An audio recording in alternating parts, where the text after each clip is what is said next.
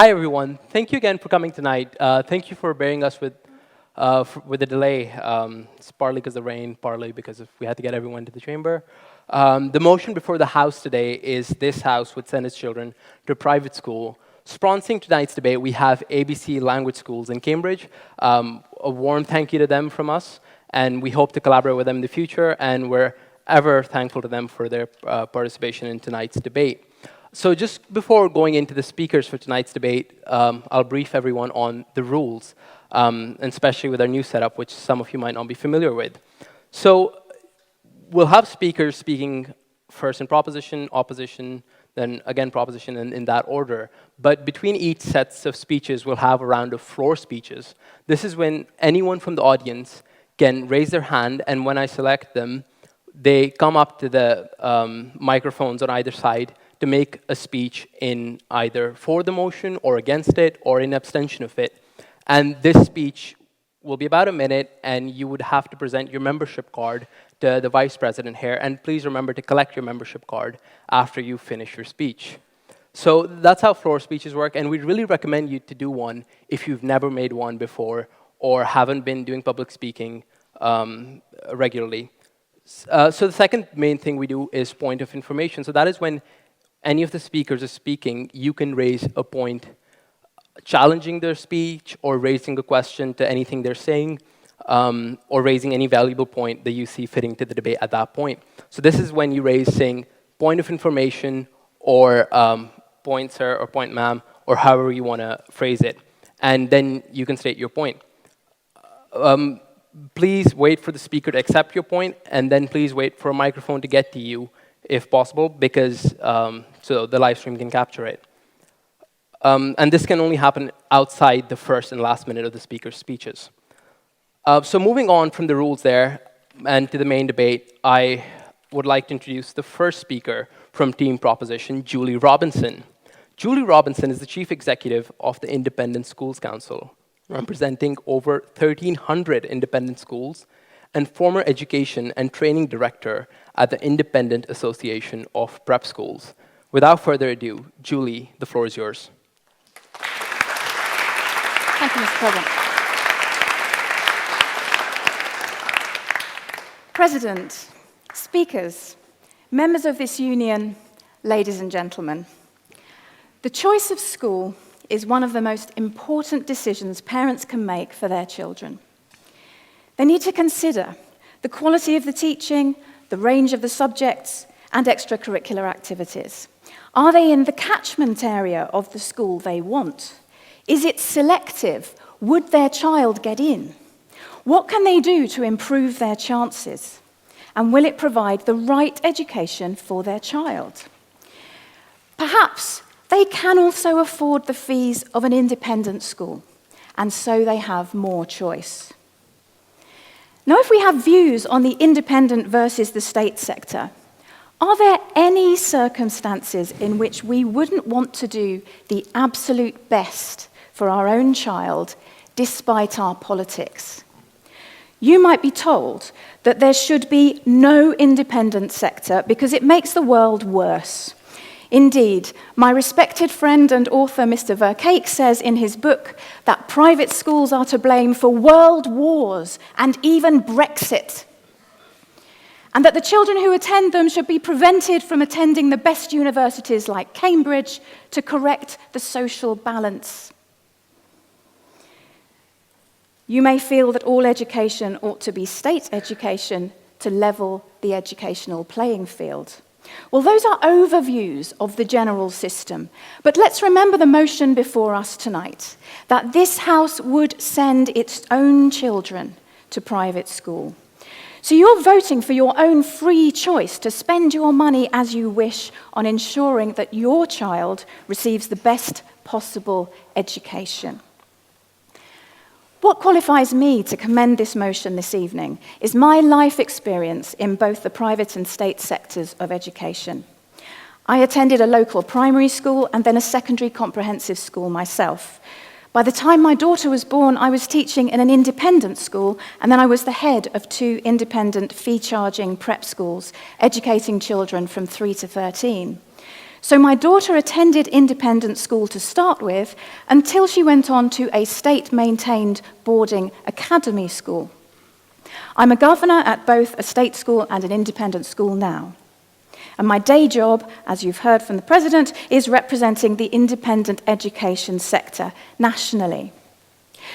Now, what my experience is as a pupil, a parent, a teacher, a head, and a governor tell me is that our country has a diverse educational landscape. The differences between state-maintained and independent state, by which I mean academy schools, and fully independent schools, have become somewhat blurred as all schools adopt the practices of the best. There are great teachers in all types of schools. Educational opportunities abound in this country, and it's rather reductionist to assume some kind of hard boundary between state and private, when of our 1,300 ISC independent schools, almost all are already involved in cross-sector collaborative projects supporting each other. The main difference, the reason we even distinguish between private and state education, seems to be money. I'm sure, ladies and gentlemen, you are enlightened enough to have noticed that in the larger state system, there is enormous gaming of school places through financial power. Whether that be parents paying for tuition so that their children can get into the best state grammar schools, or parents paying for expensive houses in the catchment areas of the best state schools. You see, as parents, we are hardwired to do the best for our children. And if we have the money, we will pay for extra coaching and clubs and experiences that support our children. We would all invest money in our children's best interests. If we have access to that funding, of course we would. So the main difference between a child at a state school and a child at a private school is the school's per capita funding for that child. And I see this starkly at schools where I'm a governor. The research shows that the problems of social diversity lie not at the feet of the 7% of private schools, but are far more pronounced in state schools. Sutton Trust research shows that the best performing comprehensives select middle-class children at the expense of lower income families in their catchment area. And the Institute for Social and Economic Research, in its Social Segregation in Secondary Schools report, says England's segregation is not driven by the existence of private schools. About 80% of the segregation is accounted for by the uneven spread of children from different social backgrounds within the state sector.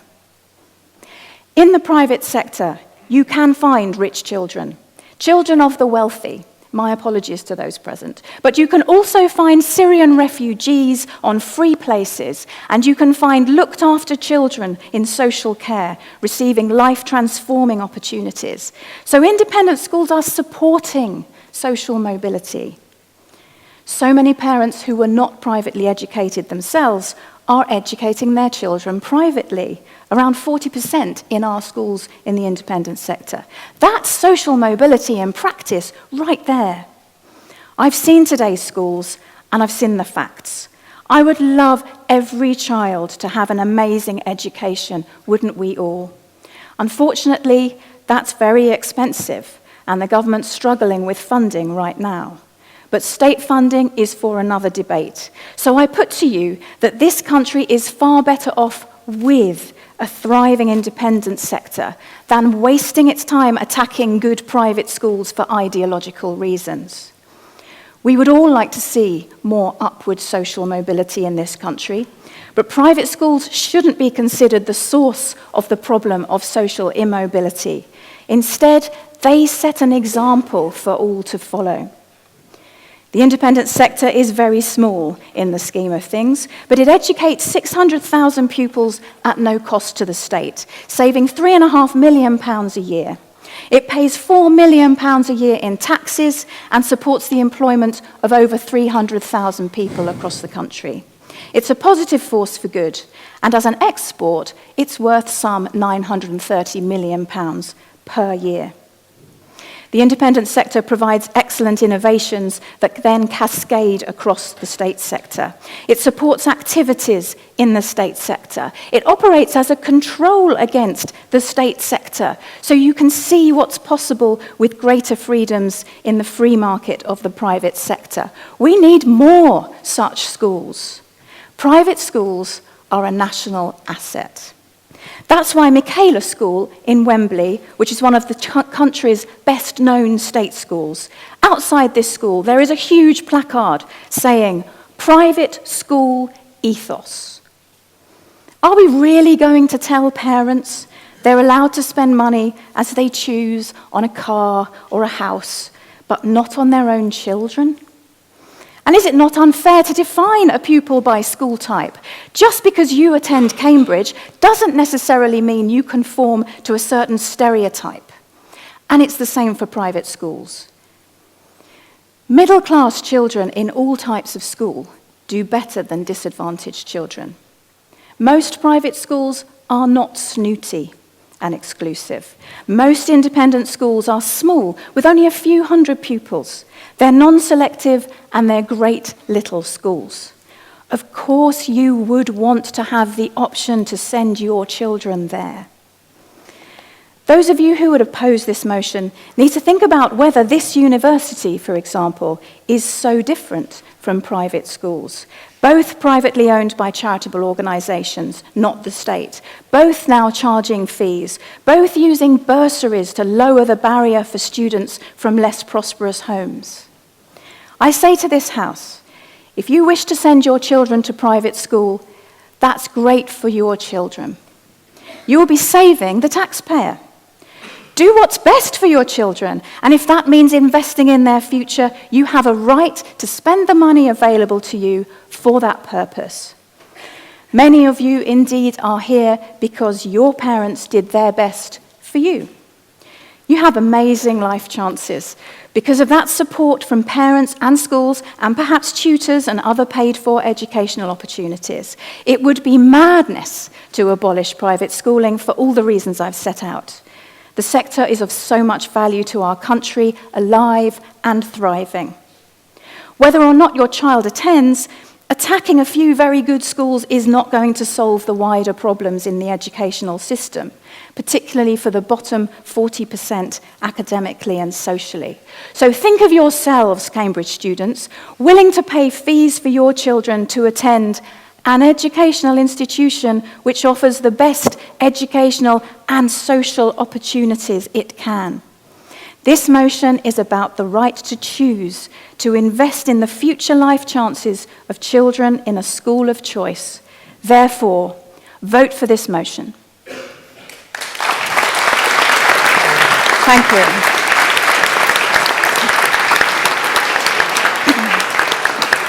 Thank you for that speech, Julie. Now moving on to the opposition, but just before that, I'd like to again encourage everyone to raise points of information if you disagree or with the speaker or you want to raise any point that you think is valuable to the debate. Apart from the first and the last minute, just stand up, say point of information, and it's up to the speaker whether they take your point or not. So moving on to the opposition's first speaker, we have Daniel Wright. Daniel is the student speaker for this debate, is a second year reading politics and sociology at Clare College, and one of tonight's student speakers. Daniel was selected through open audition for this debate, and you can apply for open audition for next debate. More information will be on Facebook for that. So without further ado, Daniel, the floor is yours.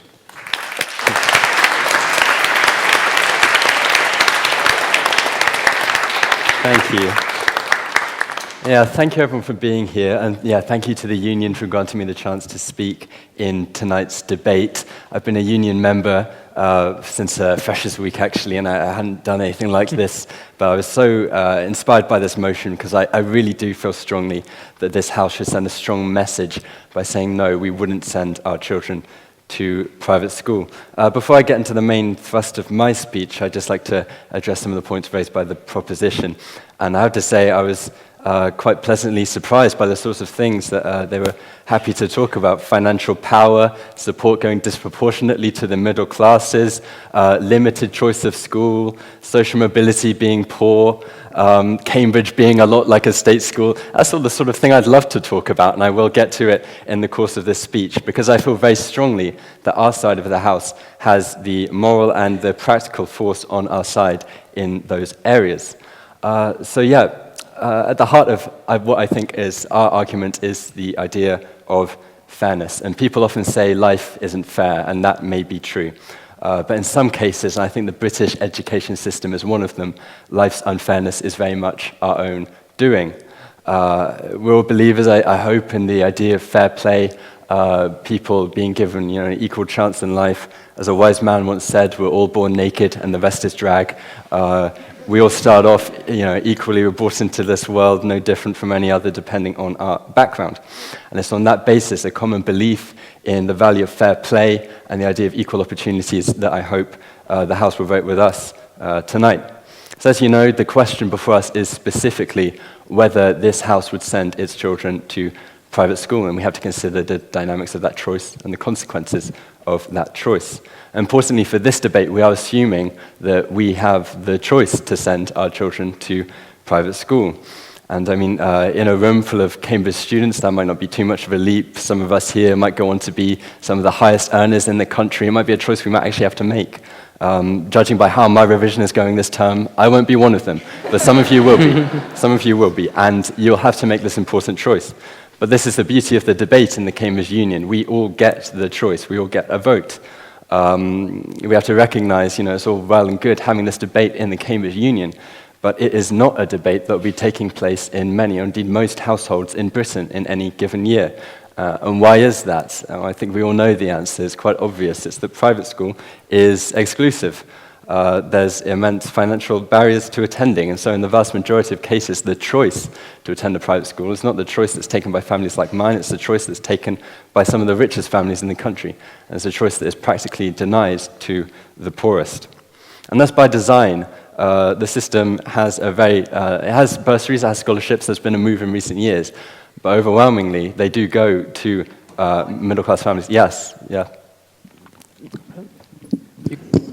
Richard Parkins, Trinity College. It is not true that the move to scholarships and bursaries has only occurred in recent years. Almost all of our major public schools were founded by bequests for the education of poor children. And those scholarships still exist in almost every major public school. They were there from the beginning.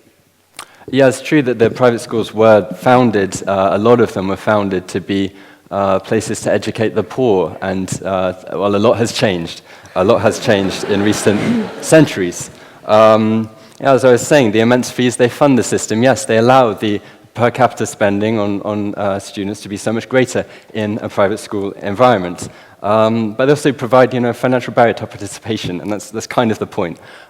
Before this debate, I was looking up figures for the cost of fees, and by the looks of it, around £40,000 a year will get you into one of the really posh ones, the sort of school that I expect half this room attended. You'll know the ones. I'm not going to give them the satisfaction of a name drop. For day pupils, it seems to be around £15,000. I even found a budget option, a no-frills private school, which presumably means no swimming pool, and that was £52 a week, which is not budget enough for me. I don't know about you. And whenever fees get discussed, yes? Are you aware that about half of all attendees of private schools are on some form of bursary, of whom half, again, so about 25%, receive more than 50% bursary, and therefore actually the figures you're saying are rather, I would say, simplification?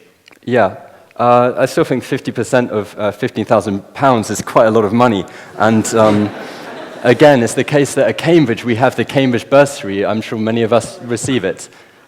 I'll take another. Sorry to keep amishing you. You're quoting figures which are actually wildly unrealistic. I mean, you're quoting about the top public schools in the country. The average day school costs £14,000 a year. The average... 15,000. I know. No, I'll let you finish. We can't deny that 14,000 is a small percentage of 40,000. So let's also maintain some perspective there. There's definitely a hierarchy. It just exists a level above most people in this country.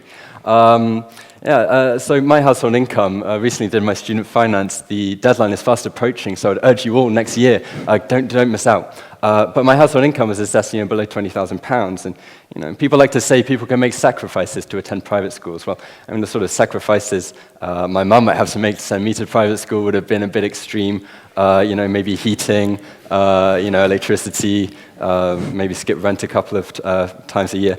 So we arrive at the obvious conclusion. I don't want to label the point, but we all know it. It's that the 6% of children at private school in this country are overwhelmingly drawn from some of the top income percentiles in Britain. And all of this is to say that this house is very privileged to be able to choose to send its children to private school. It's a very rare honor. We are the lucky few in this country who will ever be able to have a vote, in this case with our wallets and with our feet later tonight, but we're one of the few constituencies in this country that can actually have a vote on the issue, and it's a vote that the political system will not give us. And so what do we do with this responsibility? What do we do with our power here? And I think we have to ask ourselves some questions. We have to ask, what sort of signal are we sending about the type of society we want to live in, or vision of society we're siding with? Who would pay the price, apart from us paying the fees, and who would benefit from the private school education? And you can't deny that children benefited in the private sector. They do accrue some advantages. It would be absurd if they were able to take all that money and spend it and somehow not get better results than the state sector. Your money buys you private advantage. You get smaller class sizes. You get more personal teaching. You get more extracurricular and educational opportunities. I accept this. But I absolutely have to qualify that by saying that do we expect that most children who currently attend private schools will not do equally as well in the state sector? They clearly have self-selecting, enthusiastic parents who care about their children's education. That's something to be admired. And with their support, as side proposition has already suggested, the support of parents, in a good state school could go a long way. There's plenty of good and outstanding state schools all over the country, and it's a very small minority of cases where we, as hypothetical parents, wouldn't have a good state school to send our children to. And we know also that the private school advantage is not always a healthy advantage.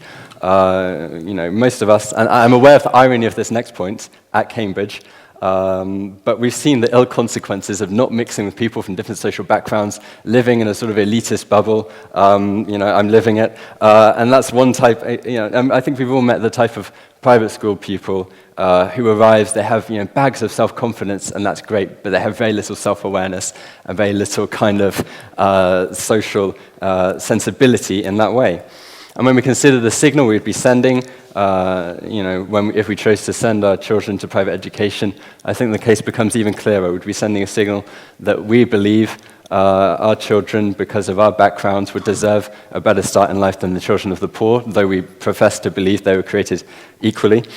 We'd be saying it's okay that the rich have this glass floor for their education. It guarantees a minimum level of education that other people living in their geographic area might not be able to attain. And we'd be saying that segregation of children by economic class, essentially, which has been so damaging to our country, is okay. And what I think is most damning is that we would, whatever we think of the private school, state school divide, we would be giving ourselves a very personal and immense stake in the continuation of the privileges and success of the private school system. Because we would be paying for our children to go there, and we'd be expecting them to get the benefits of a private school education, to the exclusion, I might add, of people who have attended state schools. Every place taken in Oxbridge, in the media, in Parliament, in our national institutions, by someone who is privately educated, necessarily excludes someone who might have been working their way up, working hard in the state system. And we've seen the consequences of such a system of privilege and the desire to preserve it in the long run, and it's called British history. And Robert will no doubt tell us all about it. And not only that, it's Britain's present and it's Britain's near future. So I put it to you that we shouldn't kid ourselves into thinking that this system is fair, that it's the only way we're going to get a good education for our children, or indeed that it's something we would like to be involved with. And we should come down on the side of the argument that we want our kids to live in a world that is fair and genuinely does have equal opportunities. And I want to close with the words of Alan Bennett, who I found many a time when researching for this speech. He had this to say in a sermon in Cambridge in 2014. Quote, "Private education is not fair. Those who provide it know it. Those who pay for it know it. Those who have to sacrifice in order to purchase it know it. And those who receive it know it or should. And if the education ends without it dawning on them, then their education has been wasted." And I think we in this room, we in this house, all know that private education is not fair, and we should take our responsibility as the precious few who are able to send a message to have a vote on this with our wallets, with our feet, to reject the idea that we would send our children to private school and vote against the motion tonight. Thank you very much.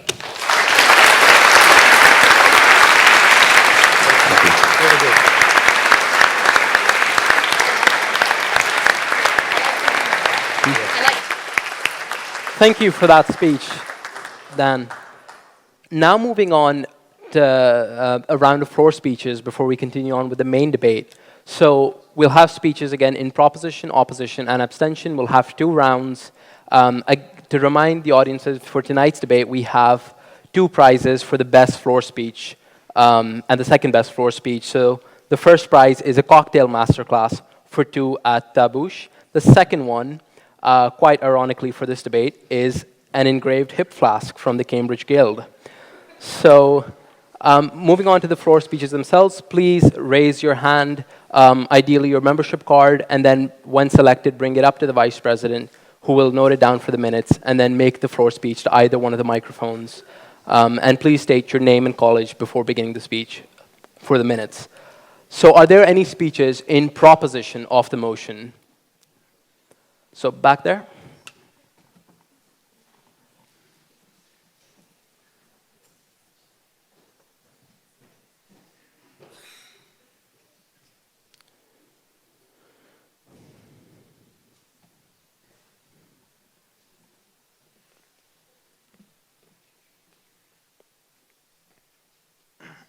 Hello there. Louis Van Steen, Magdalen College.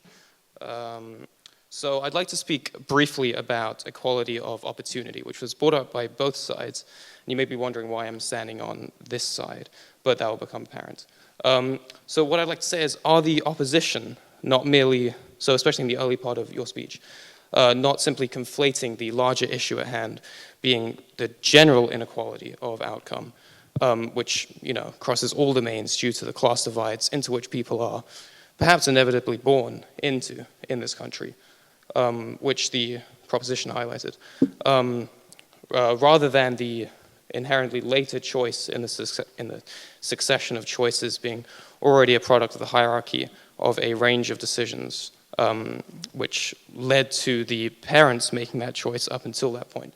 So I think we've got to look at this from effectively a broader perspective, rather than seeing the sort of resulting inequality as not being derived from an inequality that's starting right from the beginning. So thank you.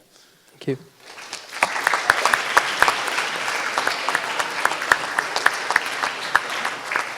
Thank you for that. Are there any other points in proposition of the motion? Down here.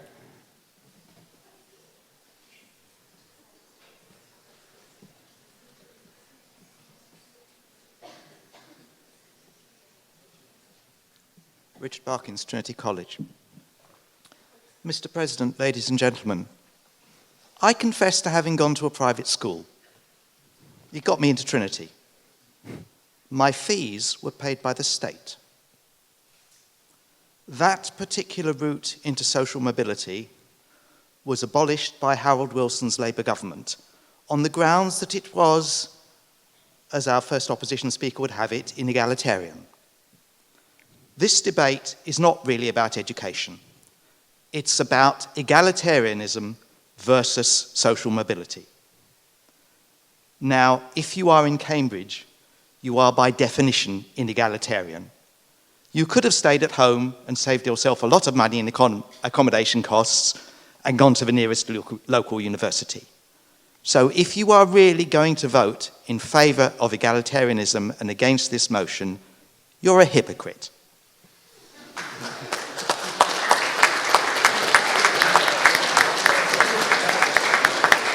Thank you for that speech, Richard. Now, are there any points in opposition of the motion? So down there.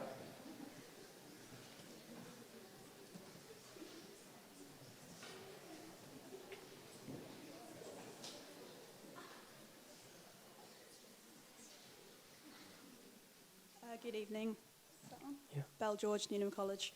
There's been a lot of talk about social mobility this week. A recent report came out saying that social mobility has actually been stagnant in the UK since 2014. I think we need to recognise just quite the crisis that this country is in tonight's debate. And there's one quote that just sits with me every single day when I'm going about my life in Cambridge. And it goes, "The last creature to discover water will be the fish."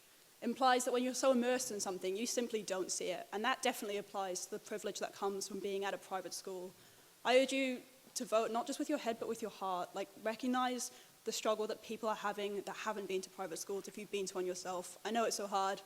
I know it's hard to be a fish in water, but please, try and think what people here are going through.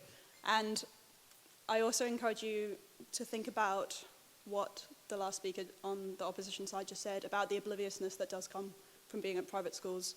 It's actually quantifiable in that recent report that I just mentioned. Sorry, I'm really nervous, but this is something that's really close to my heart. That recent report that I just mentioned revealed that attitudes towards social mobility in the UK are actually massively disparate between the different classes. So in the middle class, 86% of people think that your class, in working class, 86% of people think that your class background affects where you end up in life, whereas in the middle class, it's only 72%. That difference might not sound massive, but it actually is quite sizable. And yeah, again, I want to leave you with the quote, which I urge you to think about, not just today when you're here at this debate, but when you leave. The last creature to discover water will be the fish. If you're so immersed in your privilege, sometimes it is hard to see it.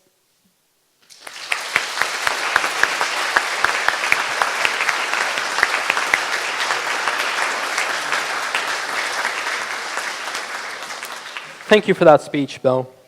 Are there any other points on opposition? There you go.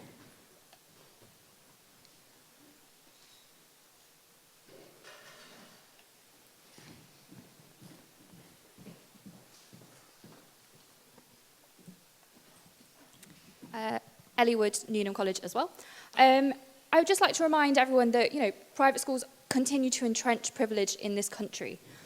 Amongst the rest of society. How many people in all walks of our daily lives, our television, our writing, drama, the theatre, as well as the likes of politics, law, and all of these other sort of top professions, how many of those are coming from much, much more privileged backgrounds, quite typically from private schools?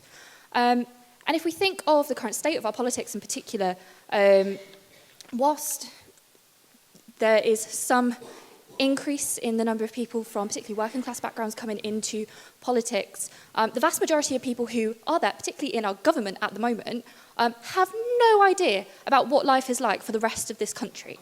And so long as these schools and these systems exist, and that this privilege remains entrenched, we will never reach equality in this country.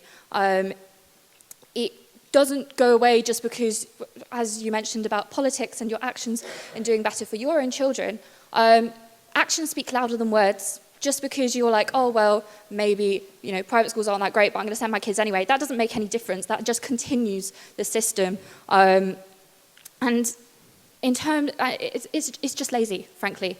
And in terms of bursaries as well, cherry picking is not social mobility. Picking a few people here and there from lower income backgrounds to come to your nice, lovely school doesn't improve it for everybody else. It doesn't raise up the communities those students are coming from and doesn't improve anything else for the rest of this country. There's been a very, very good book recently that I want to finish with a quote from.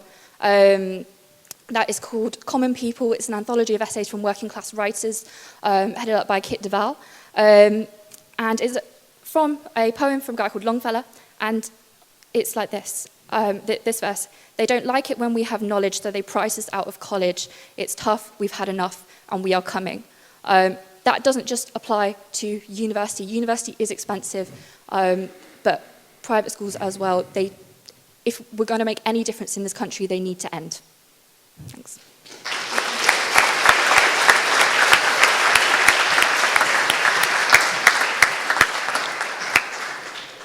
Thank you for that speech. Now, are there any points in abstention of the motion?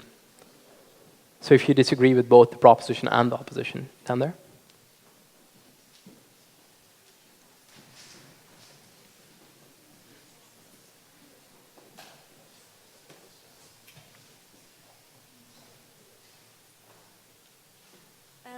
Leonie Boyle, Emmanuel College. I'm very nervous, very sorry. I just think an important point to make is that for many, they're sending their children to private schools to buy contacts. And whether or not you morally agree or disagree with that is up to you, but a fact is that people are putting their children into private schools so they get to know people that will be in superior positions, and that's an important thing that we must all consider in this debate. Thank you. Mm-hmm. Thank you.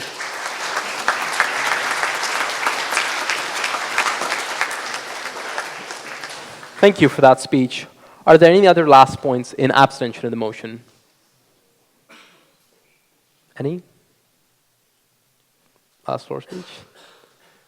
Okay, so without that, we move on to the main debate going on. So next we have, from the proposition, Zachary Marsh, who is, again, a student speaker for this debate. Zachary is a first-year reading history at Robinson College and was selected for this debate through open audition. Zachary, the floor is yours.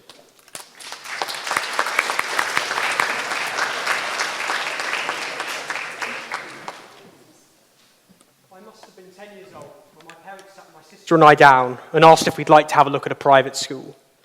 For me, this came out of nowhere. I'd gone to a small village school, and the unspoken expectation was that I would move on to the local comprehensive, like everyone else in my year. My family were middle class. Private school was something that happened to other people. And yet here I am today, not only a proud alumnus of that school, but arguably here tonight for the very reason that I was able to go there. My 7 years at a private, selective, co-educational day school, and I state that so you know my perspective on this, which differs from various other individuals, made me a better, brighter, and more self-aware person, with not only the qualifications, but also the qualities that will hopefully help me to succeed in life. Personally, that's what I think an education should be about. It is for that reason that I will, if I can, send my children to private school, and why I would urge this House to do likewise. The key reason, that I would look to do so is that sadly there is a gaping and growing divide between the quality of education in state as opposed to private schools. Numbers in private schools are at a record high, and this has much to do with the chronic funding shortages of our state system. For that very reason, I don't want to malign state schools, They do the best they can with the increasingly limited resources at their disposal. Yet as a result, generally there are quantifiable advantages to education in private schools. Smaller class sizes, teachers specifically trained in their subjects, wider extracurricular opportunities. All of these things improve the ability of pupils to learn and develop, and all are available because these schools typically have more resources to expend. Yet for me, the most valuable element of private education is how it can produce a tailor-made educational experience, which encourages you to excel at your strengths, but also to cultivate new ones. At primary school, my interests in debate and the news were considered odd and ignored. When my history teacher found out that I and some of my friends were being picked on for our different interests, she created the school's politics society just for us. Private education doesn't just produce good exam results. It gave me the confidence and the chance to pursue my passions, which has allowed me to stand here tonight and give this very speech. In a state sector stretched to breaking point, this kind of individual attention just can't be achieved. If we acknowledge that the current state of public education is unable to offer many of these advantages, would we not be doing a disservice to our children if we did not strive to provide them with this opportunity? What is more contentious is whether private education, where money can buy opportunity, can be justifiable. As a capitalist, I would argue that it is. I think people who work hard deserve to earn a good living and to keep more of what they earn. You may laugh, that's fine. Even in a system where wealth was taxed much more stringently, I think most would agree that people ought to be allowed to earn an income above the basic cost of living, and what you spend it on after that ought to be up to you. If we accept in any reasonable way the idea of private wealth, then there is nothing wrong with private schools. I don't see why spending $17,000 a year on private education, the average school fee in 2018 according to the Independent Schools Council, despite what my opponent may allege, should be a more unacceptable use of family savings than foreign holidays or a new car. On that point. Sorry, yes? Other uses of private wealth, such as holidays and cars, benefit the person who earned that wealth, who, in an ideal capitalist system, would work hard for it. Buying private education for one's children benefits someone who has not earned that wealth, but who has merely been born into it. I just sort of very quickly two responses to that. The first is I think that's a very, very strict definition of benefit.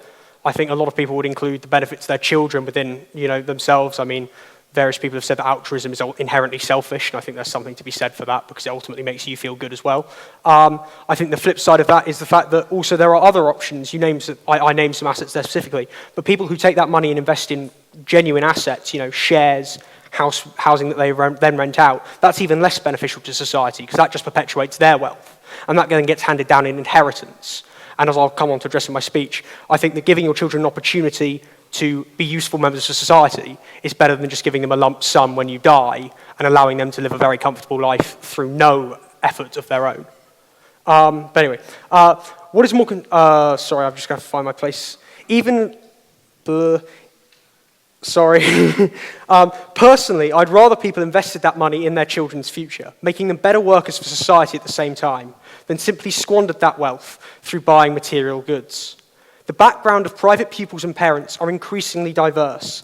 Many make real sacrifices to give their children these opportunities. Some will argue education is not a commodity. Then why do we all treat it like one? How is moving house to live in the catchment of a good school or paying for private tutors to help with exams any more moral?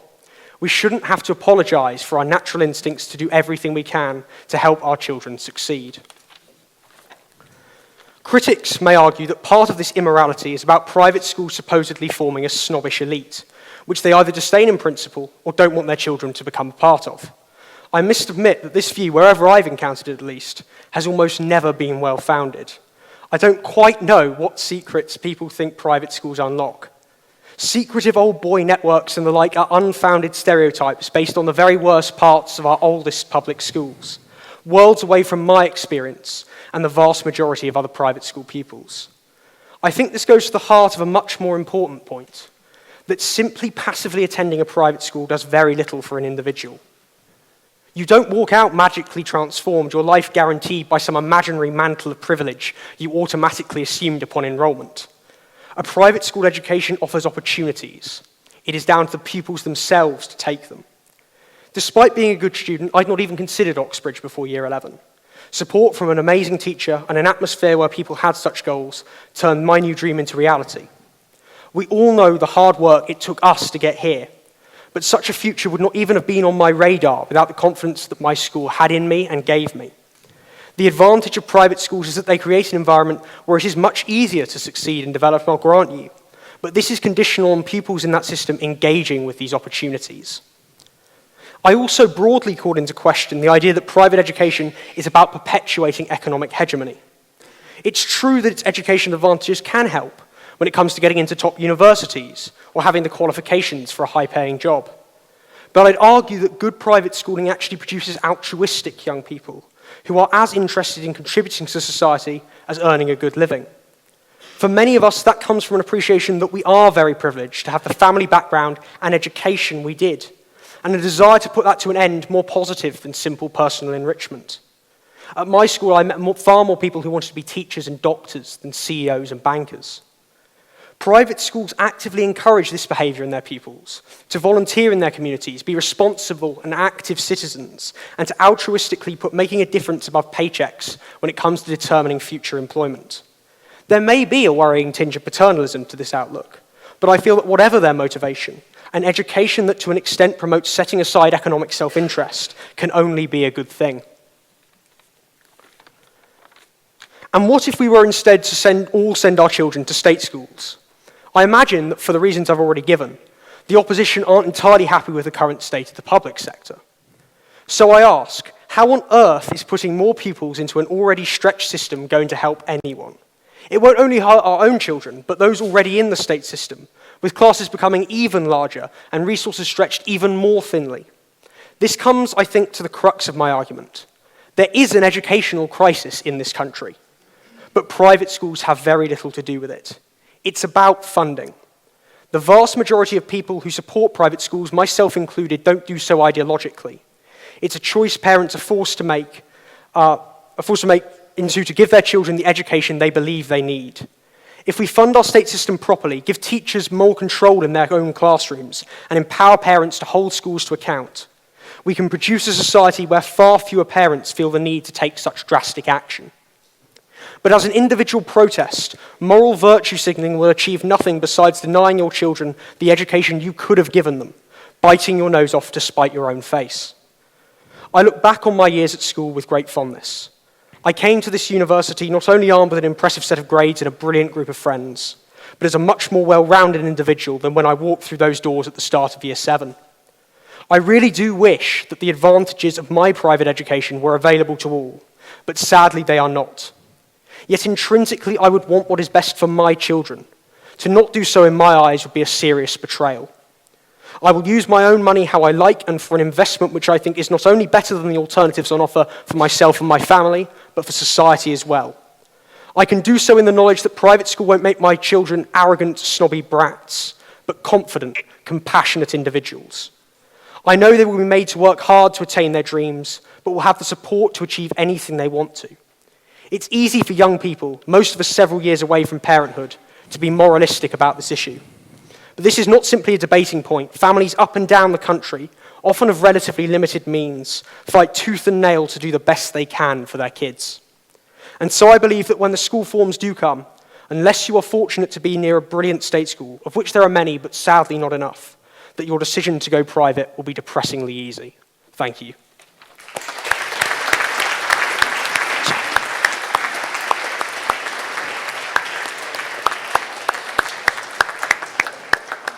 Thank you for that speech, Zachary. Now, moving on to the opposition, the second speaker is Robert Vercake. Robert is an author and journalist, having previously worked as the Home Affairs editor at The Independent. His recent book, Posh Boys, How the English Public Schools Ruined Britain, was published in 2018 to critical acclaim. Robert, the floor is yours.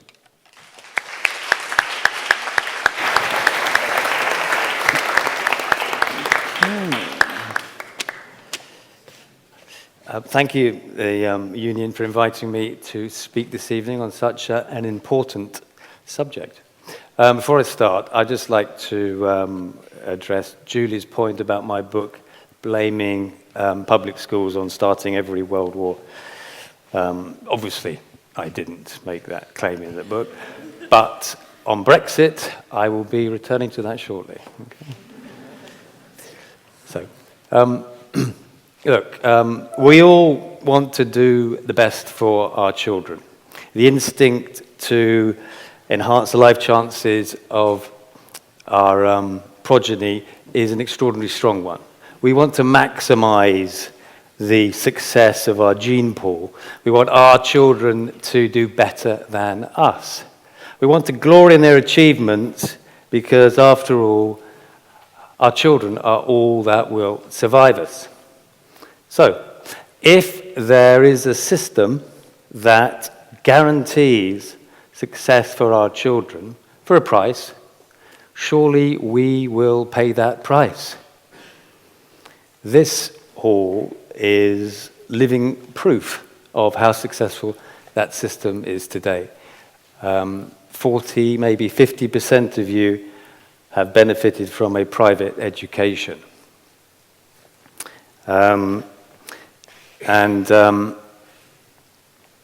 Your parents will be very proud indeed because you have secured a place at a prestigious institution. They will consider that money very well spent. And they will not be alone because 600,000 children in this country go to a private school. That's double the number 40 years ago. The English public school has an extraordinary, mesmerizing hold over the British public.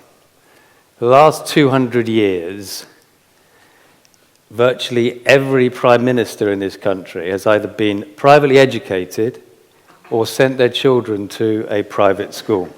There are two exceptions. One is Edward Heath, and the other one was Gordon Brown. Even George Orwell, the man, the writer, who railed against the English class system and the horrors of Eton, even he secured a place for his son at a private school. And today, leaders of the Labour movement, people who talk about the many, not the few, people like Diane Abbott, Shami Chakrabarti, they have managed to find places, spent their money on their children's very exclusive and expensive education. Paul Weller, the man who penned perhaps the most searing indictment of private education, Eton Rifles. Let's see if anyone else was around in the 1980s. Sup up your beer and collect your fags. There's a row going on down near Slough. All that rugby puts hairs on your chest. Thank you. Maybe not born in the 80s.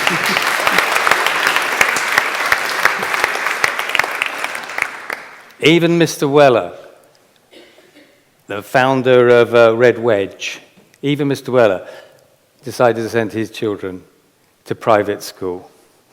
So what are we saying? Are we saying that these are examples of the very worst hypocrites?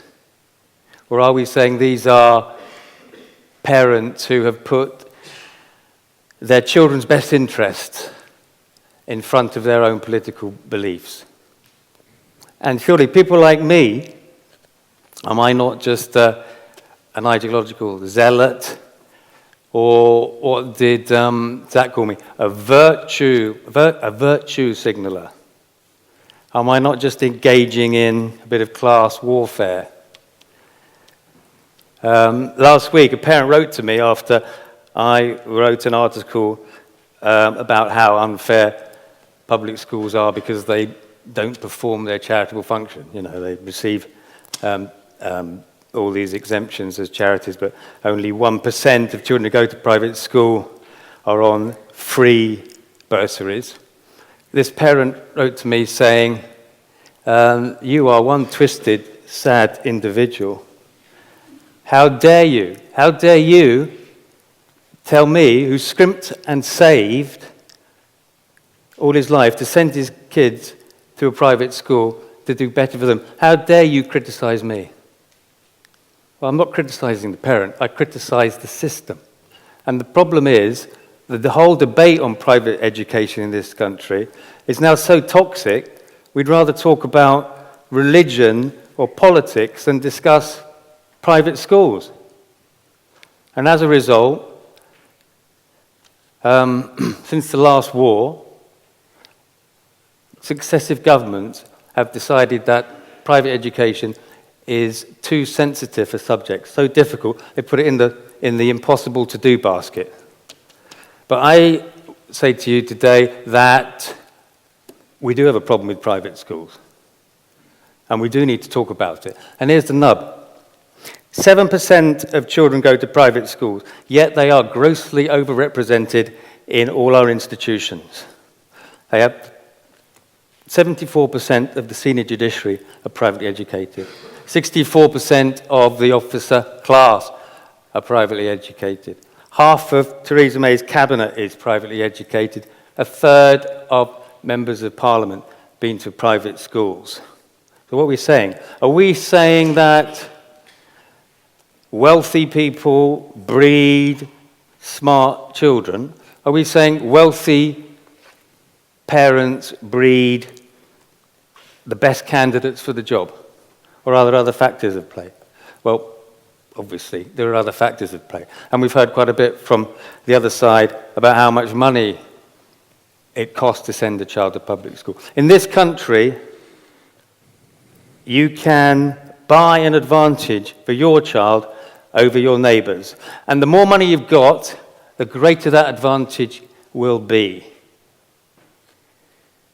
And that means that not only, as Dan said, it's not fair, it's also very damaging because it makes a mockery out of meritocracy. It undermines equal opportunity. It damages our democracy. Michael Sandel, the American political philosopher, said that for a society to work well together, we all have to kind of bump into each other every now and again. We have to witness each other going about our daily lives, which means we need to know that we're all paying the same taxes, we're meeting in the same town halls, most importantly of all, we're sending our children to the same schools. Because if 30, 40 years' time, after those kids have been whisked out of the community, off to gated boarding palaces in the country, and they return to their communities as magistrates, doctors, lawyers, newspaper editors, we start to question whether or not the system is working for all of us or just a narrow, select few. Take, for example, I promised I would have done it. Take, for example, Brexit and the rise of Jeremy Corbyn. Now, you can comfortably narrate those events without referring to a single state-educated individual.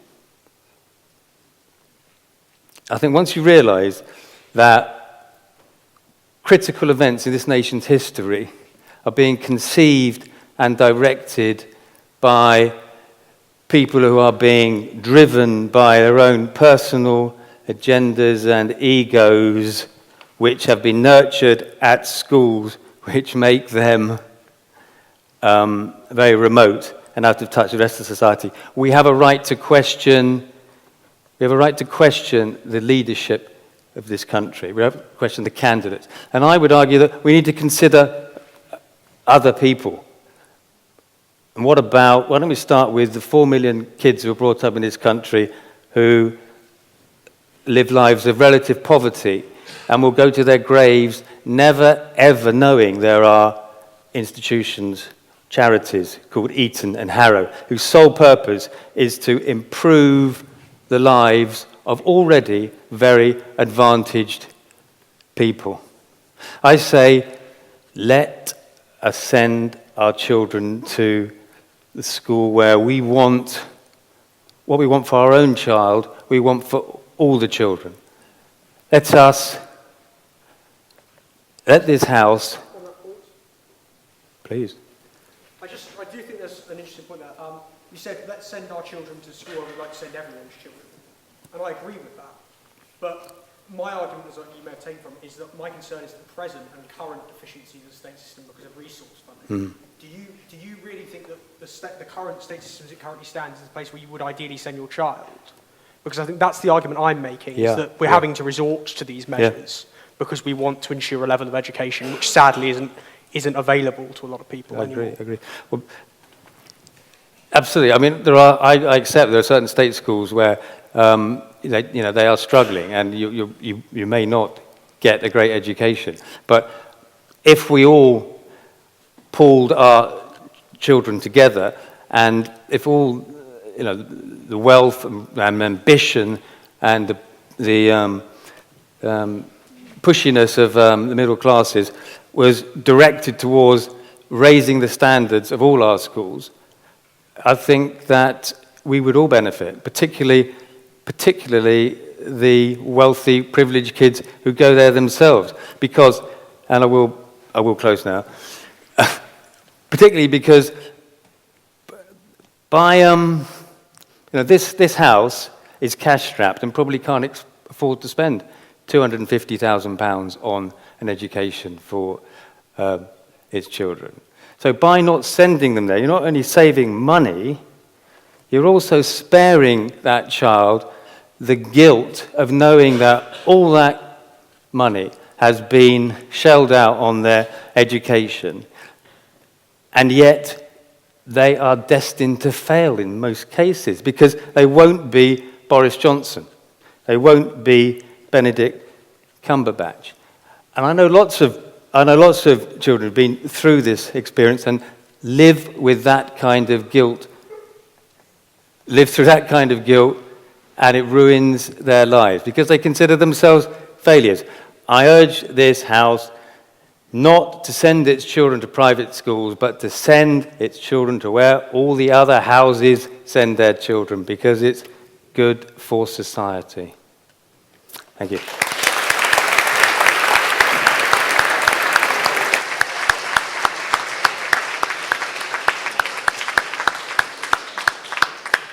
Thank you for that great speech, Robert.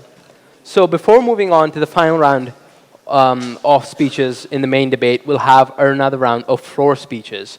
So are there any points in proposition of the motion? So back there? Oh, that wasn't a point. Any points in proposition of the motion? Down there?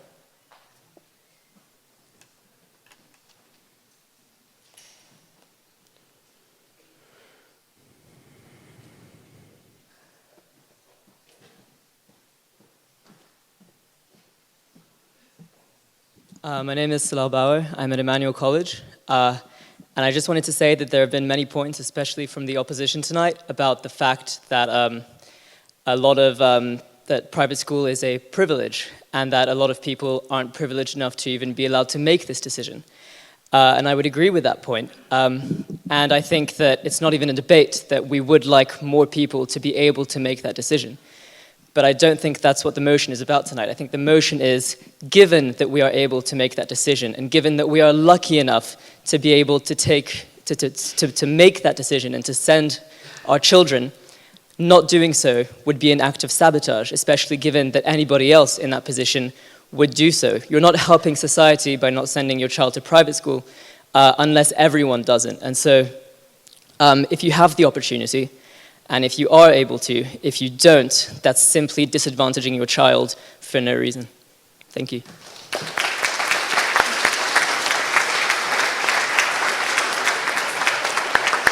Thank you for that speech. Are there any other points in proposition in the motion? So down here, please present your membership card.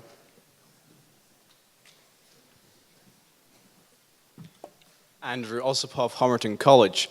I'd like to agree with the previous speaker. There's sort of been a problem in this debate, and I think we all kind of know it in the back of our minds, but it's not really being clearly addressed, and that is that the opposition seems to think that the motion is this House supports private schools. Like, obviously, a lot of us here agree that there are problems with private schools. A lot of private schools do produce children with perhaps not the best societal abilities. A lot of private schools are also good.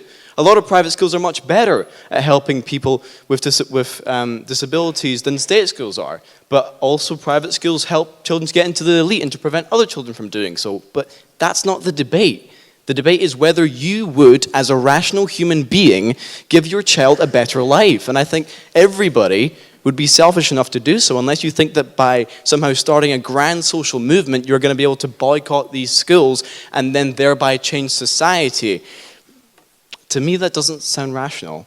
If you want to change society, then do it from a government level. Start a movement, abolish private schools and independent schools, doesn't really matter. Then redistribute that funding, make the state system better so that everybody has an equal education, so that we have a better competitive edge on the international level, and then you'll have a, better society than what you currently believe you have.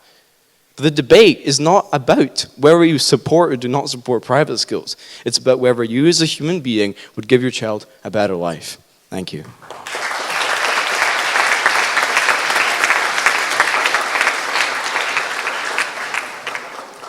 Thank you for that speech. Now, are there any points in opposition to the motion?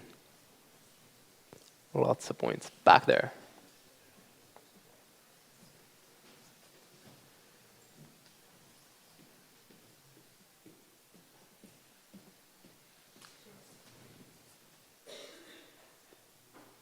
Bit ridiculous tonight. I can't believe what I'm hearing on the right. Everyone in this room agrees to the betterment of each child. You would not send me to an underfunded, collapsing, deprived state comprehensive if you could choose otherwise. And I understand that. Why would you choose that? You're a rational individual, and you would not choose to do that. The decision between being the good, open citizen in favor of the democratization of education and the private, rational individual who puts the individual before the collective. Those are two decisions we make when we are choosing which schools to send our children to. But why must we have to make this choice? Why must I have to select between different experience on the basis of my finance? Your response to that catastrophe, your response to sending your child to that private school, that is what state education is. That's what makes it what it is. That is what reproduces the existence of this choice, this fact. That differential experience should not exist in the first place. You should not have to decide between two different experiences on the basis of how much you've got in your pocket for things you probably didn't actually work hard to get. You would not have to think about what would be best, because what would be best would be local, accessible, and open. Democratized, in other words. Now let us think about what private education is. Of course, I would have loved to have gone to private education. The social capital, the cultural capital. I sometimes go on the websites of private schools and think, I would have loved to have been there, because I would have been really good if I was there, and I would have gone to debate in society, and I would have known I wouldn't be shaking because I would have had all the confidence from that, But I didn't. That didn't happen to me. Because my mum works at B&Q and my dad works in a care home. And I'm lucky that I'm at Cambridge, because that doesn't happen to people like me. And that's the really good stuff about private schools, and that's why bang, bang, bang, love the right. However, this is where it gets bad. There's a toxic side to private education, the homogeneity of experience, of inclusivity, unwise to difference, unwise to diversity, of defining the self in bordering up the other out of sight, putting your child at the center of the universe. Here's what I am, because this is what you are not. It is agreeing with exclusion of everyone but yourself and people who are like you. Now, the consequences for this in positions of power, as my amazing bench on the left have already pointed out, is astronomical when you think about people who have power and their experiences in the private education and what that means for the rest of us, because they don't understand people like us. Now, Julie Robinson, you very well pointed out, Syrian refugees, yes, they're getting into private schools. Woohoo! That's amazing. That's good. Oh, wait, right, that's not so good. Because you let in one Syrian refugee and let the heavens open and God will sing down. The rich think long-term charity is the answer, but seem to forget how your position came about. To be rich, you make people poor. Distributing the wealth would be the answer, but it is incomprehensibly far, far too difficult to give up financial, cultural, and symbolic capital. It's much easier to kick the ladder down and just assume that everything's all right and that social ability, everything's working out, because we let one Syrian refugee into our schools and it's over. Private education is a mechanism of class reproduction. It is clarification and proof that meritocracy is a myth, and it must, and let me reiterate, must be abolished. I would not ever, in a million years, if my life depended on it, ever, literally ever, I can promise you, literally, I would never do this. I would never send my child to a private school.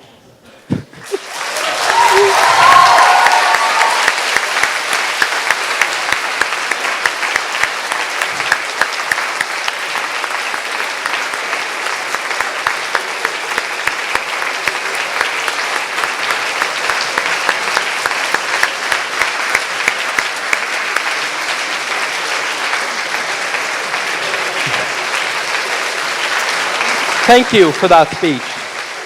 Are there any other points in opposition to the motion? Down there?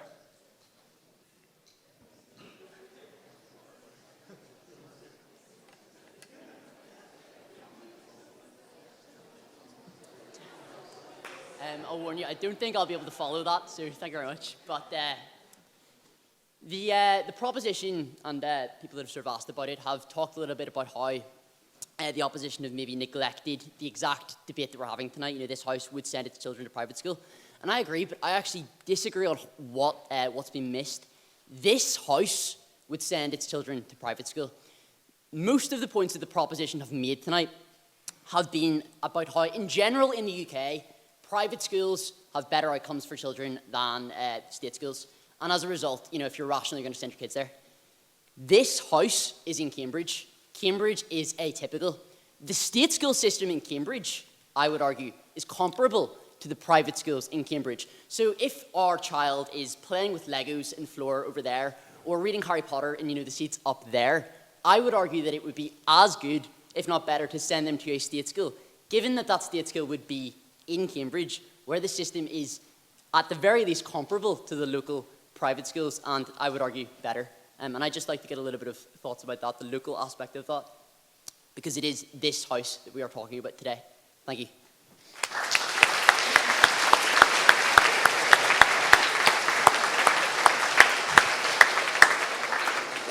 Thank you for that speech. Any points in abstention in the motion?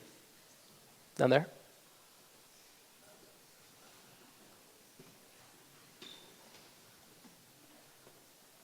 So I own a pick at Queen's College.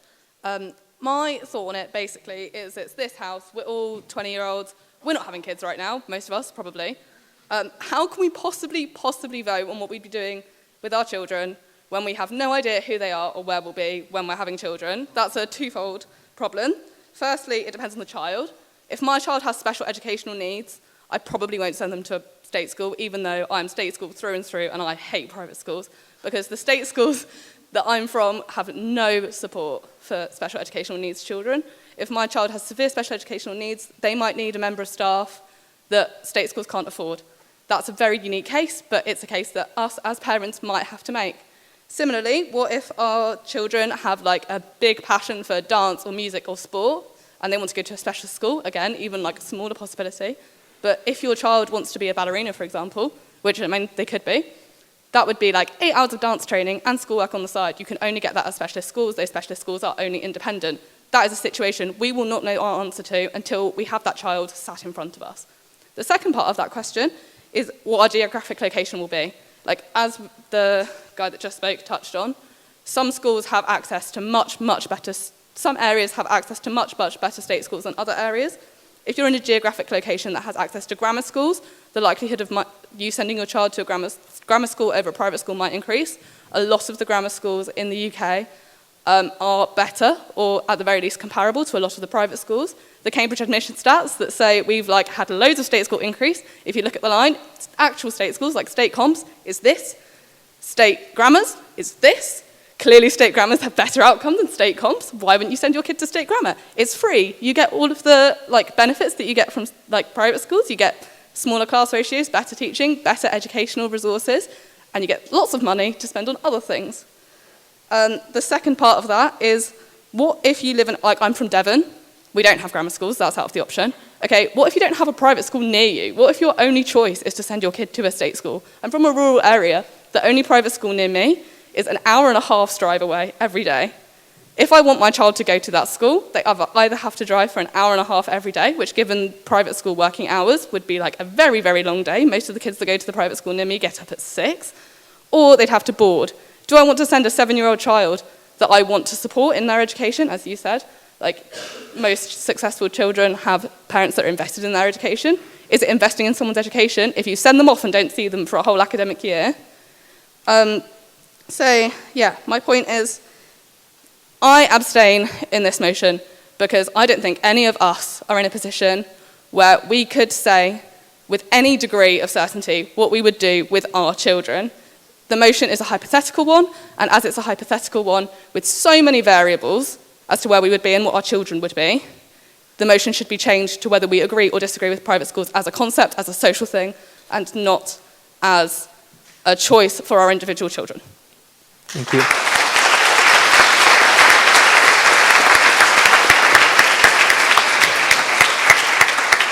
Thank you for that speech. Now, the last floor speech for the evening in abstention in the motion. Down here. Sophie Dawson, Homerton College. So I just want to point out an underlying tone has been in some of the arguments tonight, which people will continue to deny, but I'm just going to throw it out there. So no matter what your belief on whether you would send your children to a private school, in this debate we continue to criminalise children who have been privately educated, the middle-class spawn of the capitalist Satan who do not deserve to attend such university that we are in right now. They did not necessarily choose to go to the school that they attended. Well, the private school that I was due to attend at the start of year 7, I hated it. I looked round and I begged my parents not to send me there. I really, really hated it. This changed soon upon arrival, but instead I wanted to go to the state school with the 7-flavour smoothie machine in the dining room. So I just want to point that out. But also bear in mind the sweeping generalizations that you've made about private school children. We are not all identical clones trapped in a bubble of blinding privilege. This isn't universally true, and to blame that entire lack of awareness on attending a school is entirely deterministic.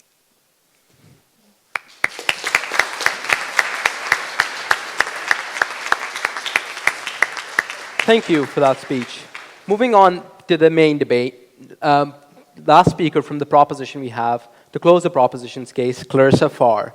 Clarissa Farr is an educational consultant, writer, and former High Mistress of St. Paul's Girls' School. She has also held positions as the president of the Boarding Schools Association and chairman of the Girls' Schools Association. Clarissa, the floor is yours.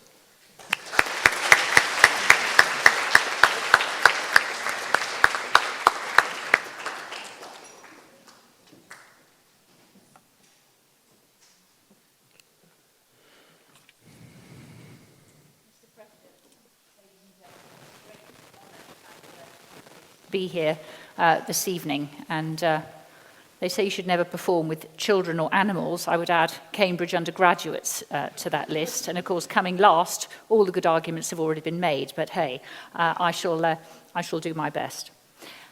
What is it though about Britain's private schools that we just can't stop talking about them? On and on and on, and often about a very small number of them. So Eton, Harrow, Winchester are the names that usually come up. They're all boys' schools, by the way, and I will return to that point later. They represent only a tiny part of that tiny 7% of the country's children. Still, they're this subject of intense fascination, intense disapproval. We have endless articles in the newspapers, we have reality TV, we have book after book, we've had Posh Boys last year, we've had Engines of Privilege by Francis Green and David Kynaston only a few months ago. When you see private schools mentioned in the media, there's always that photograph, isn't there? It's always of Etonians, they're always sort of lounging around on old stones somewhere, as if ancient buildings and top hats typified the sector. If all you knew about private schools was this, you'd think it really was just like Hogwarts. Put that together with some of the traditions and the arcane language of a handful of those schools, the celebrity names who attended them, and we've heard some of those this evening, and it's like a soap opera, isn't it? Can you just run, and we just cannot get enough of it. What is the matter with us?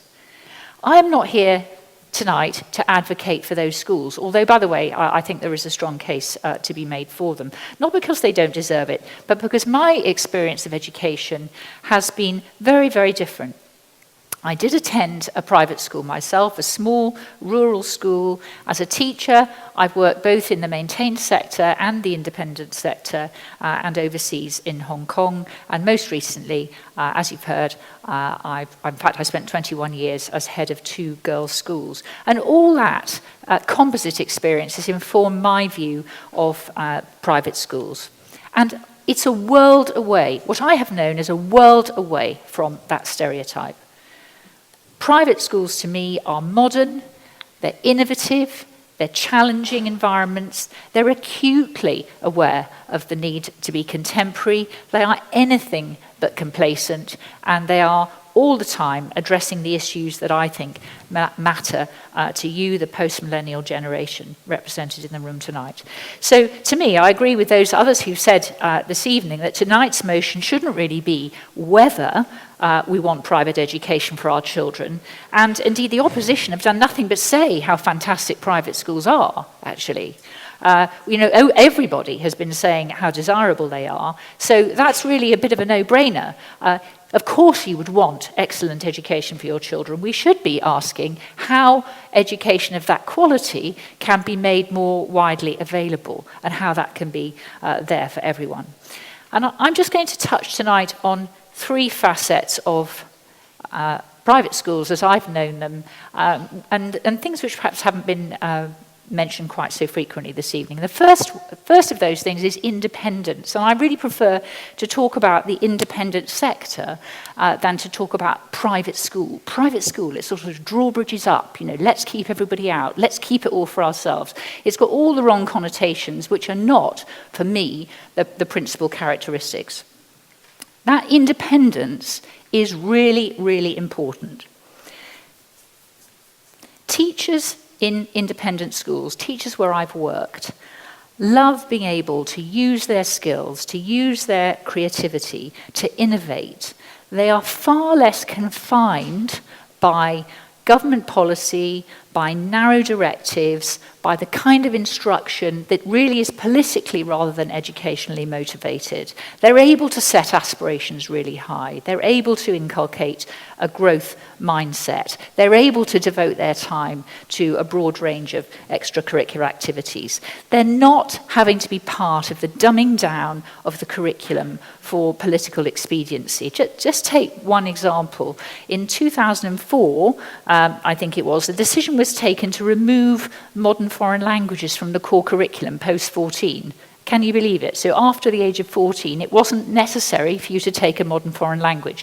Now, if you're in a poorly resourced school, as Zachary's mentioned, you have to deploy your resources where you must deploy them. Your choices are far more limited. So what's happened since then is that across the maintained sector, the provision for modern foreign languages has deteriorated. Not everywhere, of course, there are excellent examples, but it hasn't been possible to maintain the quality of modern foreign language teaching that we had before that.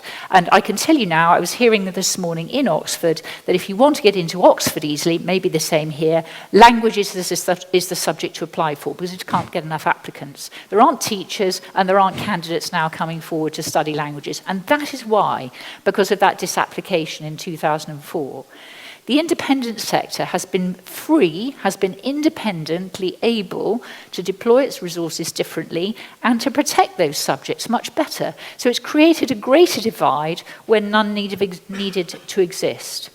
So teachers really want that freedom. They, like all professionals, they want to use their judgment. They have more freedom to do that in independent schools. And I have lost count of the teachers that I have interviewed who just want to teach their subject. They just want to be free to do that, to create curriculum resources, to create programs of study in their own way, and that's why they come to the independent sector. It's a lot easier to have freedom when you don't have to accept any children with special educational needs to pick up those bad behaviour. State schools do not have those capabilities. Well, on special educational needs, many independent schools are extremely focused on those, and do remember that not all independent schools are selective, and many, as Julie said, take all children, including SEN children. So I think that's not right. Sorry, there's no point of, there's no right to reply. It's up to you if you want to answer or not. Can I go on? Yeah. Thank you. Thank you for that point. The second thing I wanted to mention was having a global outlook.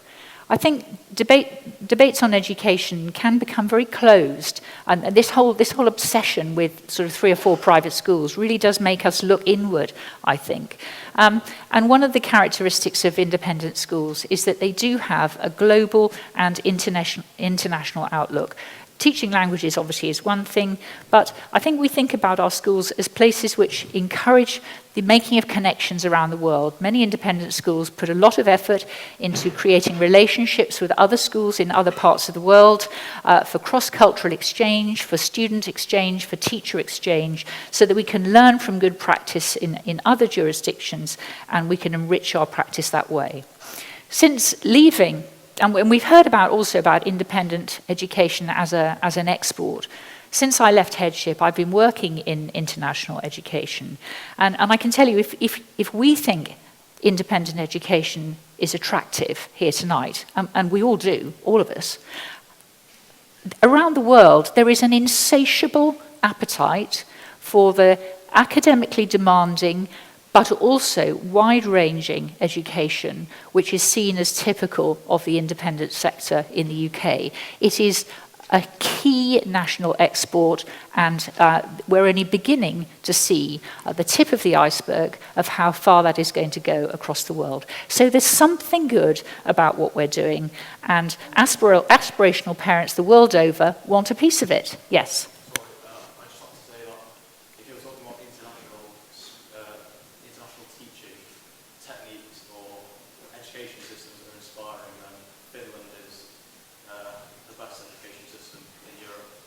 on the public schools? For Finnish people. Thank you for mentioning Finland, because I think no debate on education anywhere is complete without a mention of Finland, and I haven't got it down.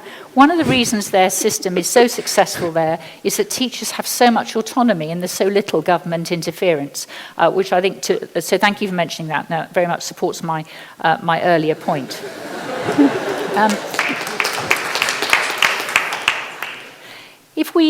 This globalization, this idea of international awareness is very important. If we intend to nurture and grow global citizens, people who really do understand other cultures, it's very, very important that we pay attention to this. In our own time, we've seen such horrendous things happening around the world because of cultural misunderstanding. We don't pay enough attention to that in our education, and we need to do better. But to my last point, because I'm sure I'm running out of time now, to my last point, as High Mistress of St. Paul's, you would expect me, former High Mistress of St. Paul's, I mustn't get above myself here tonight, you would expect me to want to speak about gender. It's quite astonishing to me that the relentless attack on private schools, which is the likes of Julie and me rushing up here to Cambridge to mount our defence, is focused pretty much entirely on boys' schools. Where are the women in this conversation, is my question.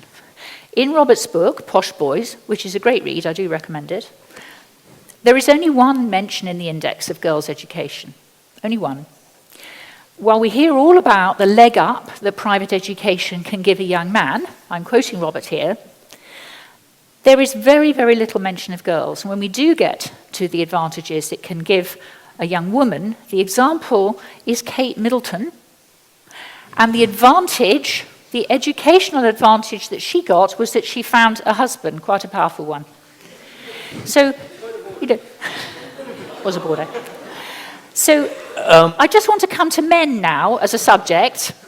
I'm not really digressing, so keep with me. Because if there is one group in society who have had advantages which are unfair on a scale way beyond those of the privately educated, it is the male sex. Okay? And their unfair advantage dates from long before the founding of Winchester. It dates from when time began. True, there has been some progress. In the case of the St. Paul's schools, it only took 400 years for the Mercers Company to think that they might found a girls' school to match the boys' school.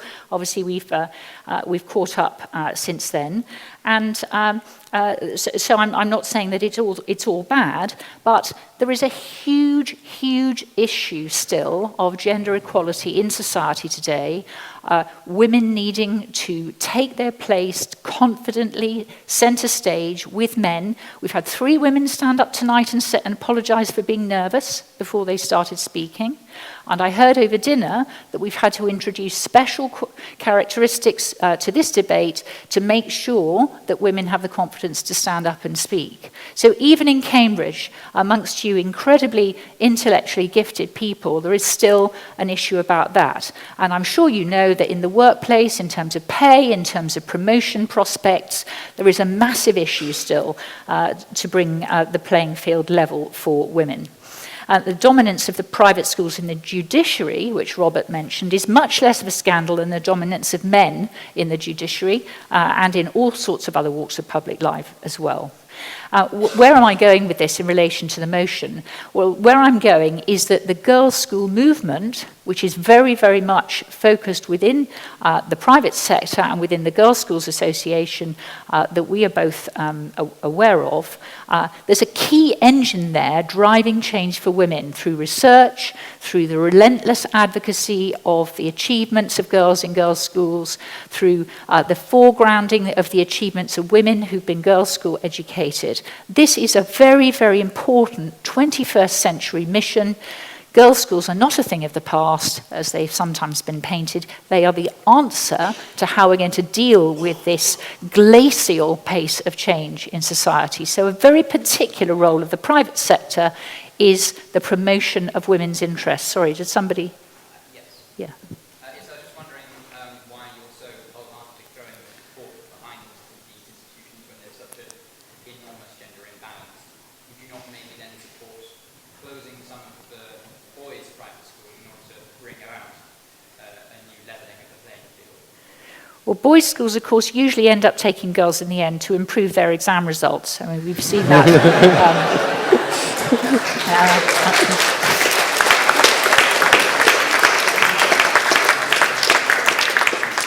No girl would leave St Paul's Girls' School for that reason. It would be assumed that she'd been thrown out. But that does happen, and I'm sure it's only a matter of time before Eton and Harrow take girls as well. But there is that spearheading of the interests of young women, and I have been privileged to work alongside some extraordinary young women in the schools that I've led who are really going to change the way things are done in society, and they're probably already changing the way things are done here in Cambridge, and I'm delighted and very proud of them. So private schools then are offering this empowering, very, very free-thinking, liberal, intellectually demanding and ambitious education. And I would think that anyone who had the best interest of their own children at heart, and I know you haven't all got your own children yet, but perhaps you can imagine what it would be like to have that important responsibility, you would want those things for him or her. So how can it be so?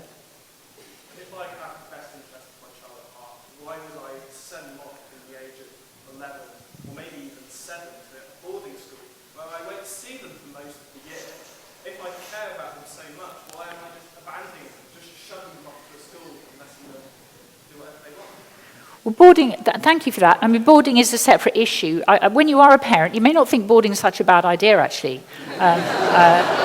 Anyway.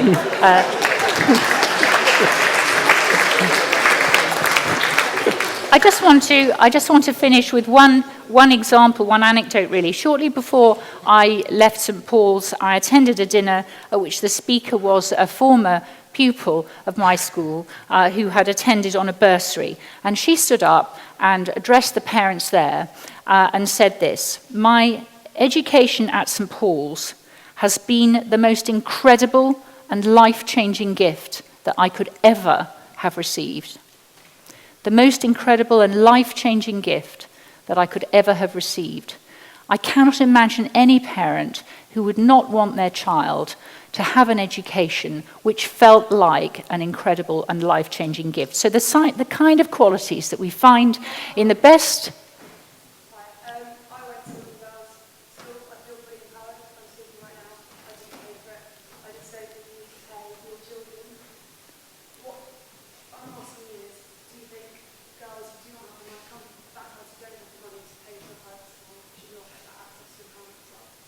I think all women should have access to empowerment. Really, the case I'm making is that the private girls' schools are leading a pioneering mission, if you like, to try and improve circumstances for all girls in education, and that's part of the role that the private sector plays. So I'm delighted to hear you feel so positively about your education, and you know, one would want that to spread as widely as possible, but I'm just making the point that I think that's a role that girls' private schools have been able to play. It says here, please draw your speech to a close. Okay, so it's the wrong debate, as various people have said. We should be talking about the how, not the whether, but I urge you, as the parents of the future, to think about that life-changing gift and to vote for this motion tonight. Thank you very much.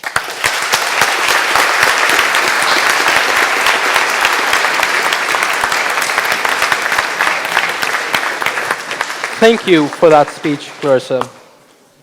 Now moving on to the last speaker of tonight's debate. To draw the opposition's case and the debate to hold to a close, we have Alex Murray. Alex is second year reading Politics and International Relations at King's College and is currently one of the union's debating officers. As you might have noticed, Alex isn't Natalie Bennett yet, and that's because Natalie Bennett had to drop out at the very last minute after last week's results of the local elections, and Alex was grateful enough to sub in at the last minute. Alex, the floor is yours. Hiya.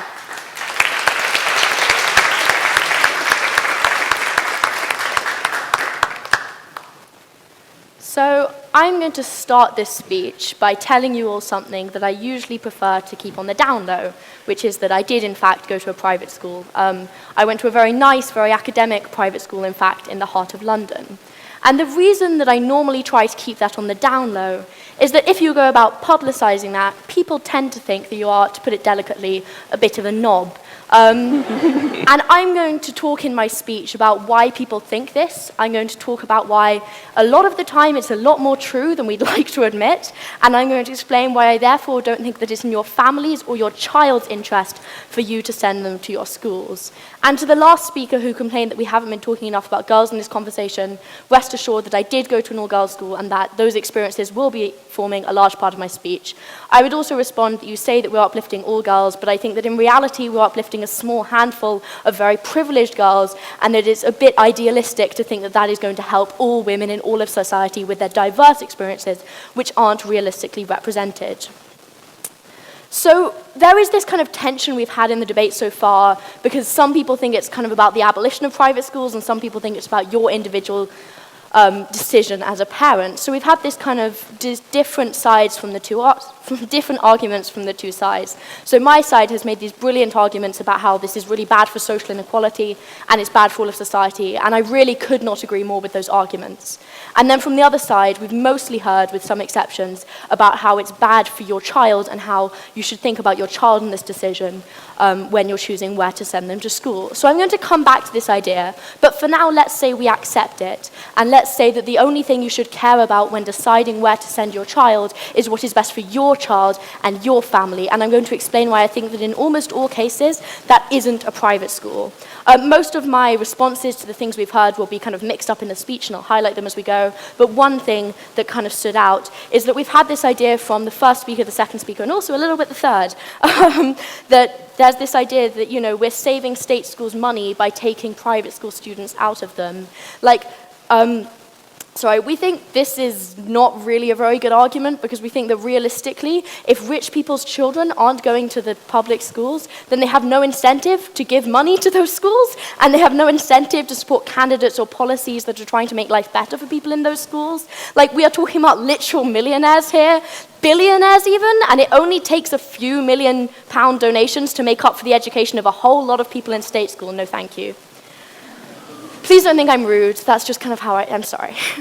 Anyway, okay, so coming back to my speech, I'm going to talk about how growing up in a bubble where most people have the same experiences limits your ability to empathize, and why that's not really a good thing for you, right?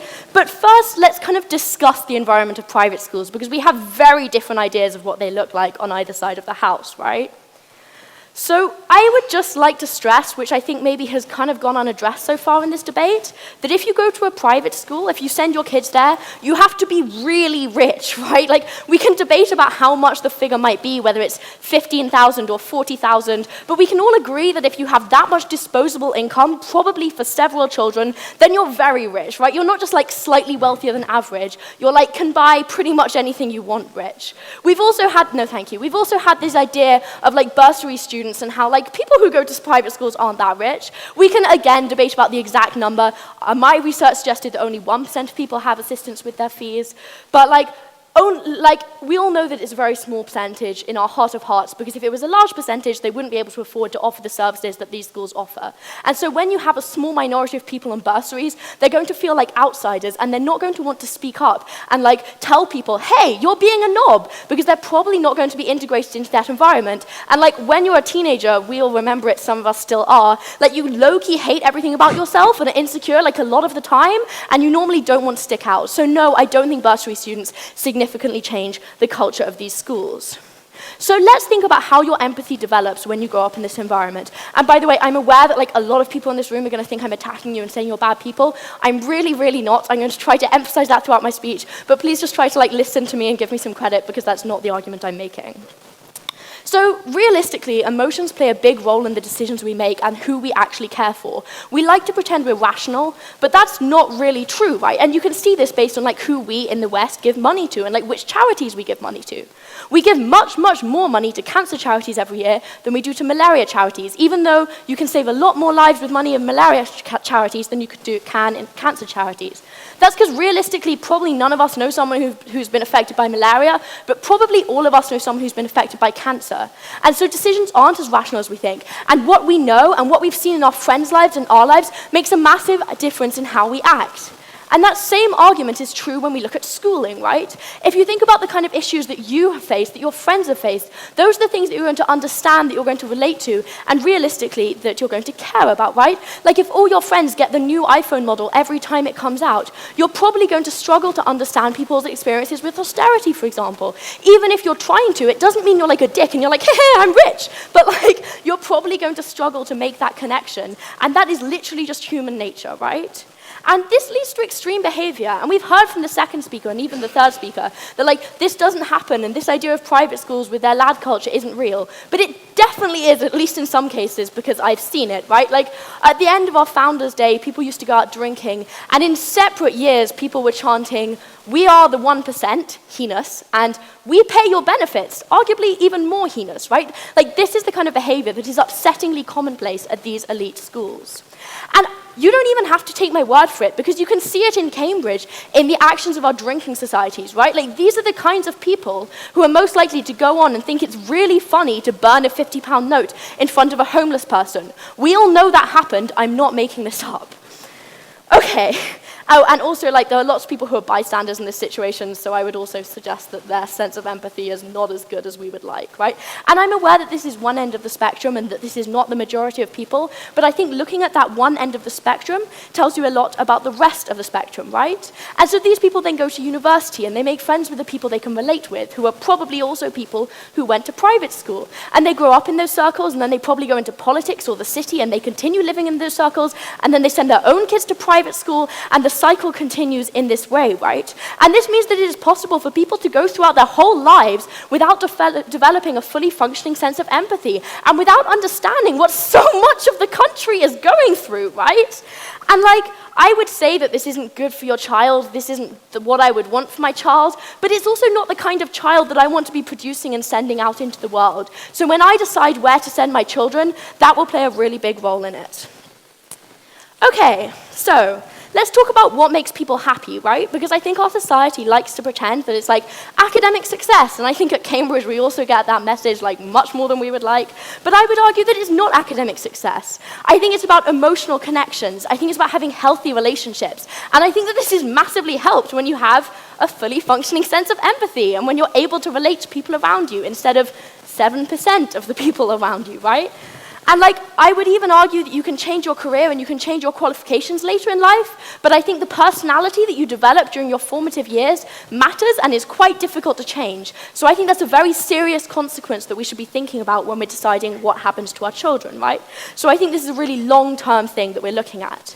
Also, in the short term, I'm just shortly going to address this idea of like academic differences. I massively acknowledge there are academic differences between schools, like duh, obviously. I'm mostly replying to this point because I kind of feel like I have to reply to every point they gave.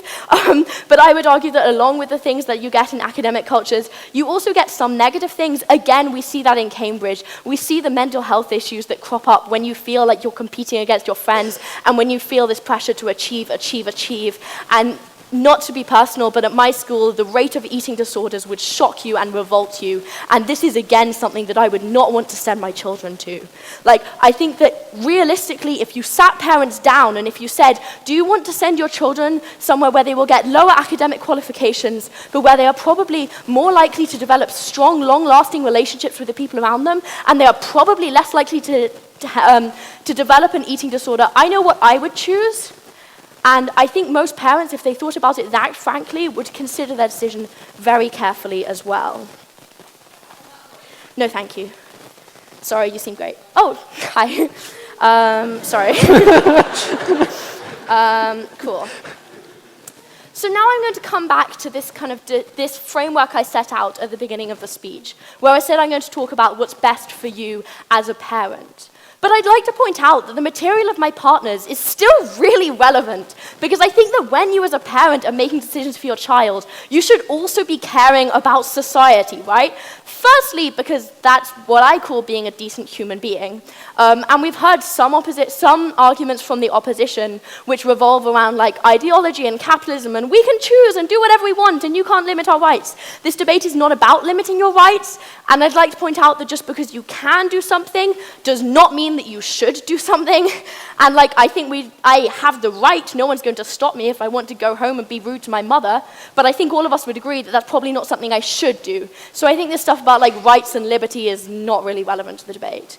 But also beyond that, I think that like we should all care about society, even when we're only considering what is right for our kids, because our kids grow up in that society, and our kids spend their whole lives in that society. And so it is really pertinent, not just in terms of like being a good person, but also in terms of caring about your own family and your own children.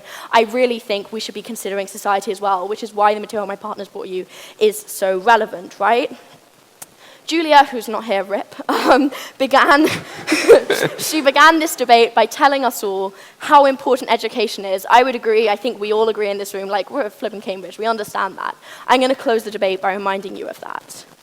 If and when I have children of my own, I will not be sending them to private schools. And I won't be doing that for social reasons, because I think I have a moral obligation to do that. But I'm also not going to do that because I'm not convinced that it's what's best for my children. I think it's really easy to focus on grades above all else, but I think that there are other consequences. And what I want most for my children is I want them to be good people. And lots of people do come out of private schools as good people. Obviously, I would hope that I'm one of them. But like, a decent proportion of people come out with a limited sense of empathy, and I don't want my child to be one of them. So I'd like you to think about what you would choose. I'd like you to think about what you've heard from me and my partners, and I'd ask you to hopefully vote for the opposition. Thank you.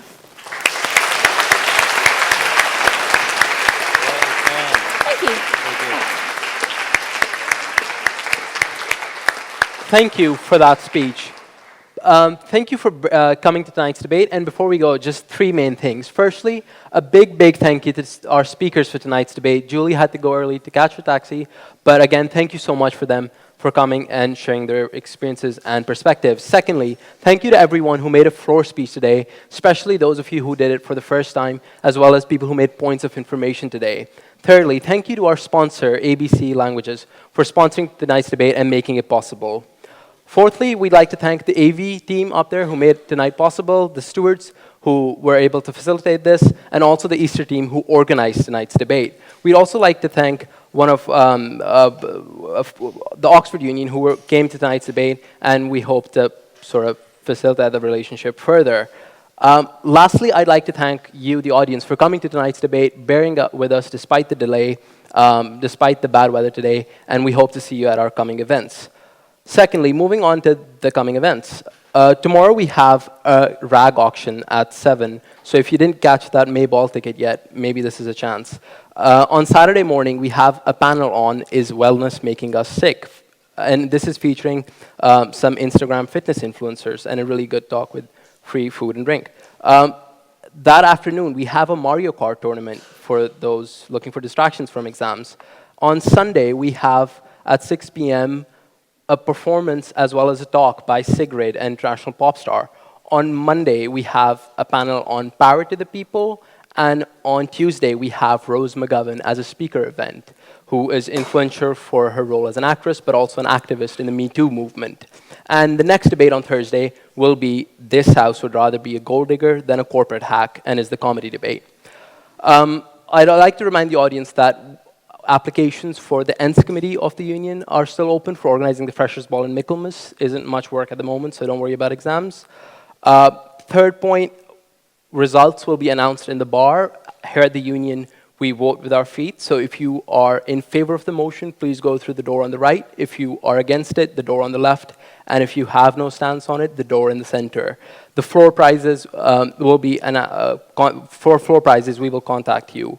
I'd like to inform the audience that we had this debate about 5 years ago, and in that, the same motion, and it was a win for Team Proposition. So it'd be very interesting to see how 5 years have affected Cambridge and sort of the perspectives that we had from today, how they've sort of shaped our understanding. So lastly, join me again in thanking our speakers, and then vote through the door. The motion is this house would send its children to private school. Thank you.